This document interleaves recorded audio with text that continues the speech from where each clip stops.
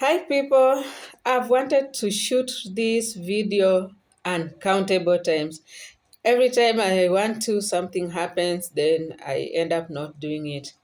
But I thank God that I'm able to do it today. So I just wanted to talk about how life was growing up in the 90s. Yes, we are some of those people who grew up in the 90s. As much as tulikuwa tunaitwa some of us watoto wa Cerelac. But I think then Cerelac didn't have chemicals because that's why some of us we don't look our age. But all in all, we thank God because we also know that in the book of Psalms 103, somewhere around verse 5, where the Bible says that our youth will be renewed like the eagles. So, as much as we didn't have so much like what is there today, the technology was not on the level it is today. Things, life was good.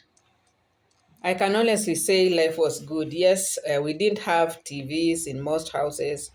And the few houses that had TVs was black and white. We didn't have mobile phones. We didn't even have phones in the houses. Very few homes had telephones. But I can honestly tell you that we really had the time of our lives because we invented our own games. We did our own games. We played with our neighbors, with our cousins, and we really knew our relatives because we grew up in close-knit families. Unlike today, where even some children don't know their cousins, their aunties, their uncles. I mean, we knew all our relatives in the village and in the city or in the towns. We knew them all. So, for example, photography. You see, like now I'm taking a video by myself. And I can take a selfie, and I can still take that selfie to the studio and have it also produced into a photo that I can hang in my house. But those days we used to have that cameraman. That guy would come every weekend. It was either on Saturday afternoons or on Sunday afternoons. So you just hear beep, beep, beep, beep. He had a rubber like something horn, and then you'd know that's Mr. Cameraman. So you'd come out. Of course, you'd prepare yourselves, always ready because you don't know when he'll be passing. So when he would come, then you are all arranged. Then you are told to smile. Then he would take that photo. Then don't think that he would bring back the following weekend. It depended on the length of the reel of whatever he had inside there, inside the thing for the camera. So until that reel is over is when he would go to develop it. In Kiswahili, they used to say amenda kuosha picha because literally here it was being put in some chemicals, and then after that is when it would be put on paper and then it would be hung to dry. So that picture that would come out later on, you'll be given, it's called a negative. So you take that negative and then you can take it again to the studio and then have it again reproduced into another photo. So that negative would be put in the chemical, then positive on the negative on the paper, then it becomes positive and then it's hanged and you have another photo. Who unto you, if something happened, there are sometimes where they could say picha yako iliungua. You wait, and you're so excited. Maybe it was an occasion, some of those occasions that do not repeat, like maybe it's a wedding, something like that. And then the cameraman comes back and he's like, picha zako zote ziliungua. Then you're like, oh my Lord. Now what happened, surely? You'd be so sad because you cannot rewind the clock, eh? It has gone, it's gone, it's gone. But in life, and we lived through it. And then we also used to have a lot of games to keep ourselves busy. We'd play kati, we would play kacholo, seven stones. During the safari rally time, I remember we would make our own rally cars. We would make them from, just wires. There was a lot of wire mesh. So we just, oh, how we spoiled the fences. So we would remove those wires and then make our two cars. And then the body of the car, we would put either cartons or we would cut, Kimbo and Blueband used to be in stainless steel, in metallic tins. So we would cut our shapes out so well and make the body of the car.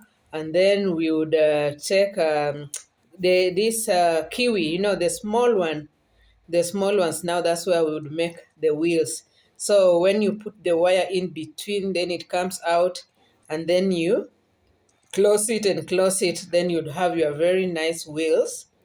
And then after that, we would put a long stick and then make the steering wheel.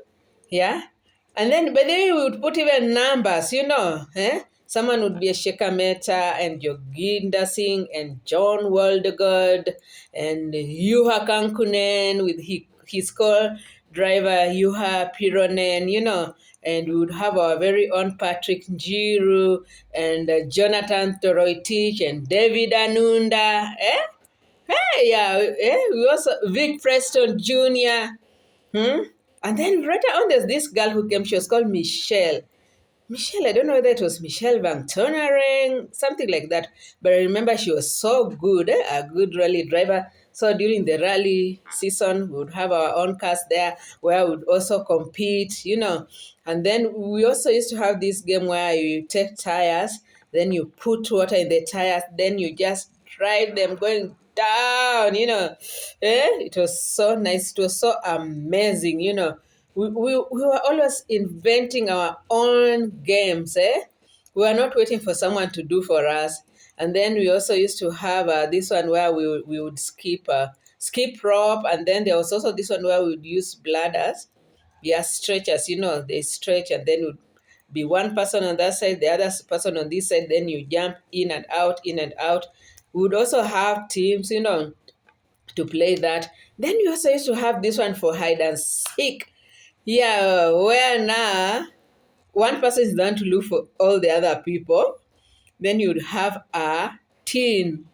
So when the person has gone to look for people, those he or she has already caught, if he's not nearby, you come and you kick the tin. And when you kick, it means all those people who had been found had to go and hide again. I mean, sometimes it could be so frustrating, but that was life, it was still fun that way. We also used to play shake on the ground and also shake on the trees. Yes, we would climb trees, Maze. Eh? Those days we really had a lot of trees. If you remember, Baba Moi used to say, you cut one tree, plant two trees. So because of that, there are enough trees for us to climb, We did not, there are no games for boys and for girls. In fact, at that time, we were almost genderless. Boys were not discriminating against girls, neither were girls discriminating against boys. We used to play together, We were just kids. We were just children those days. Oh, not kids. We are not offsprings of gods, neither are our parents gods. But some of our dads were he gods. So anyway, like I was saying, we were just children playing together, making fun. And it was always so amazing. Yeah. And there's so much I can talk about growing up in the 80s and the games we had and the fun that we had. Wow, it was always so good.